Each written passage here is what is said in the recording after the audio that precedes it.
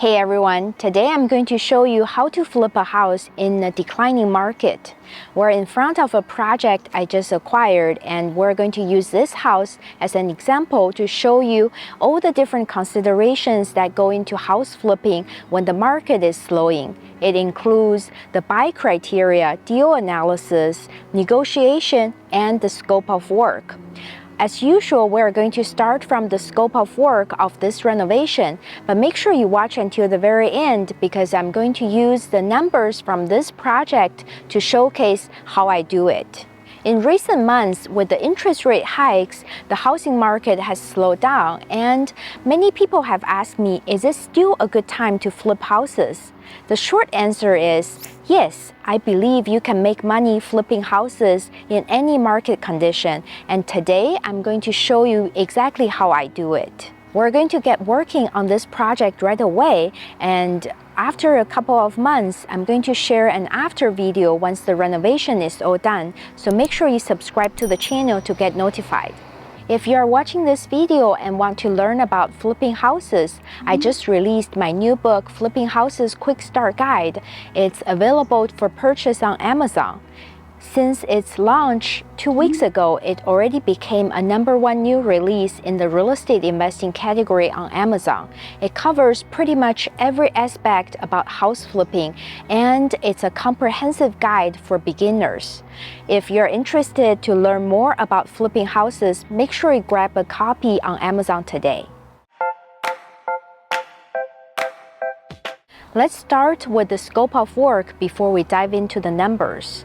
When the market is slowing down, you want to be very conscious about the budget, but at the same time, you still need to fix up the house nicely more than ever so you can attract buyers and stand out from the competition. The curb appeal is actually not bad. When I pulled up in front of the house for the first time, I was surprised that this home needed to be flipped because the front yard is green and the home looks decent. But as you get closer, you can see that the front yard is actually a mixture of grass and weeds. We're going to have to kill the weeds and see if we can salvage the grass. The front yard also needs some more plants and fresh mulch. We want to cut this small tree right in front because it's too close to the house. The building structure is pretty sound. We have a newer roof, newer garage door. We just need to replace all the single pane windows, the front door, and give this home a fresh coat of paint. Now let's check out the interior. Unlike a lot of my flips, this house has been cleared out, but it does have a musty odor. The living room feels a little dark, and we're going to install a lot of recessed lights to brighten it up. It's nice that the home already has original hardwood floors in many areas, but it's very damaged and it desperately needs to be refinished. You see this ugly wall heater, and it got me worried in the beginning because I thought we would have to install central heating, but it turned out that the previous owner installed a central heater and AC unit, but they just didn't remove the wall heaters. We just have to remove the heaters and patch the walls. Right off of the living room is the dining room and the kitchen. The dining room walls are scuffed up and need to be repainted. This is the shared wall with the garage. But oddly enough, there's no access from inside the house to the garage right now, and we want to install a door here to add convenience. This galley kitchen is not original to the house. My guess is it was remodeled in the last 20-30 years with oak cabinets, laminate countertops. In a regular market, this kitchen can probably be easily freshened up with a coat of paint and new countertops. But in a declining market, buyers have more inventory to choose from and they are more picky. They can likely be turned off by the lack of cabinets and counter space. I also don't like that this kitchen is in the middle of this area between the dining room and the doorway to the backyard. So I plan to relocate the kitchen to the front of the house over here and remove these two walls so we can create an open concept with a big island right here. In a declining market, it's important to understand who your target buyers are and what they want. In the Bay Area, for example, my target buyers are young families, and they love open concept because it allows them to entertain guests while cooking, and they can also be in the same space with their young children. Before I show you more of my scope of work and how I mitigate risks in this declining market, smash the like button below and subscribe to the channel. Don't forget to pick up a copy of my book, Flipping Houses Quick Start Guide, available for purchase on Amazon, linked in the description below. The guest bathroom is clean, but it's a little dated. The vanity light and mirror definitely have to go, but this vanity is not that bad.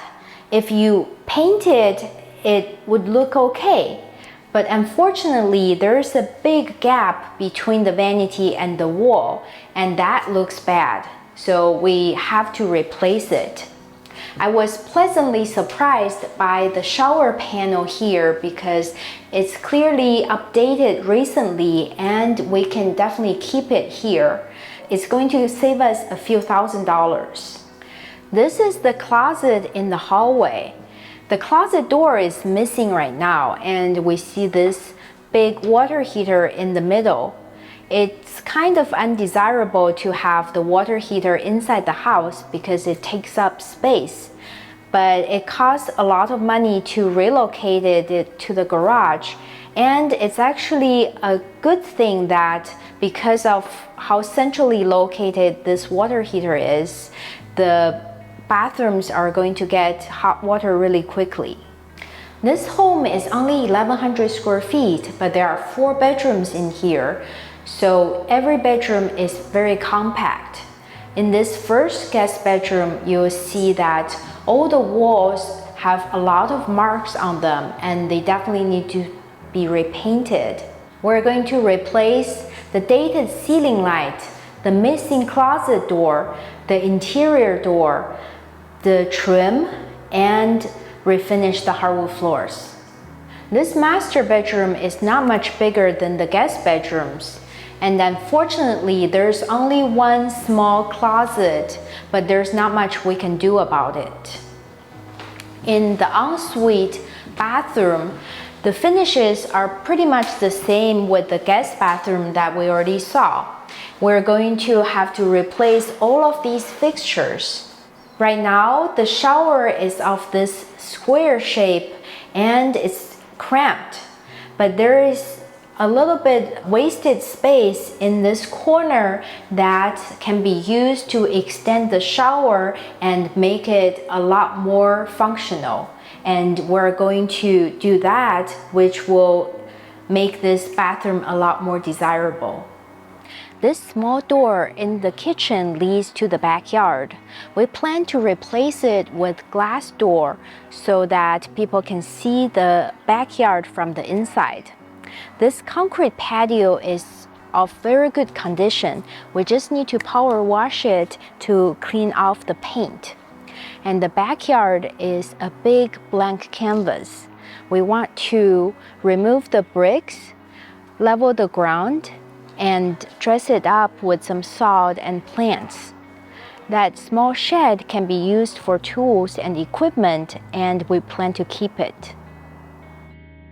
After showing you the top-level scope of work, let's take a walkthrough of the house and talk about the numbers. This is a small home and the floor plan is straightforward. The living space feels tight now, but once we open up the kitchen, it will be a lot more roomy and practical. Even though the bedrooms are small, the fact that the house has 4 bedrooms make it very appealing to a lot of buyers with kids. I'll share a little more details on the purchase process. but I bought this home for around $1 million, which is a really good price for a single-family home in the Bay Area, especially for a home with good schools. I like that the renovation is not that costly because there are not many big-ticket items that we have to take care of. The estimated rehab cost is about $100,000. The after-repair value is about $1.4 million conservatively, and the estimated profit is about $170,000. Right after this, I'm going to share how I adjusted my buy criteria, deal analysis, and negotiation to mitigate risks in a declining housing market. Don't go anywhere. Now that we've toured the entire home and discussed the scope of work, let me share with you my approach in this slowing market. First of all, my buy criteria. I like buying flips that are in desirable neighborhoods with good schools, like it is here. And I also like flipping cookie-cutter homes that are 3 to 4 bedroom and 2 bathrooms. Because these homes are very typical Bay Area homes, and there are a lot of buyers looking to purchase these homes, so they are always in demand. And cookie-cutter homes don't have any weird features that buyers are going to want to stay away from. For example, being on a busy street or not having a garage. So these homes are actually a lot safer than any weird homes. Deal analysis is also key in a market that's slowing down. For example, when I was analyzing this project, I was not using comps that are from the peak of the market, which were from a couple of months ago that were selling in this neighborhood in the 1.7 to 1.8 million range. But instead, I was using a much longer look-back window, comparable sales that were from over a year ago. In this neighborhood, they were selling in the 1.4 to 1.5 million range, and that's already an 18% discount from the peak of the market. By being conservative with my ARV, it gives me a lot of protection. And at the same time, I was also overestimating the rehab cost.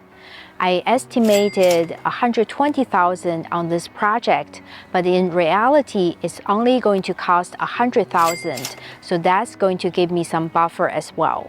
Negotiation is also an important aspect in a slowing market. When I was trying to acquire this project, I was told that the seller's expectations were a little higher than what I was willing to pay. They wanted $1.05 million. And there were also other investors offering close to $1.1 million.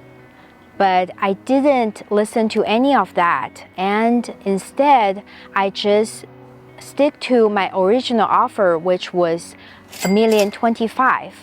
And I was surprised that they actually went with my offer, and I was able to secure this really good deal.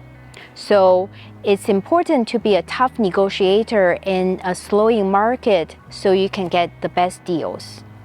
Thank you so much for joining me on this fixer-upper home tour, and I hope my tips were helpful. If you enjoyed the video, smash the like button below and subscribe to the channel to get updates. Thank you so much for watching. See you next time.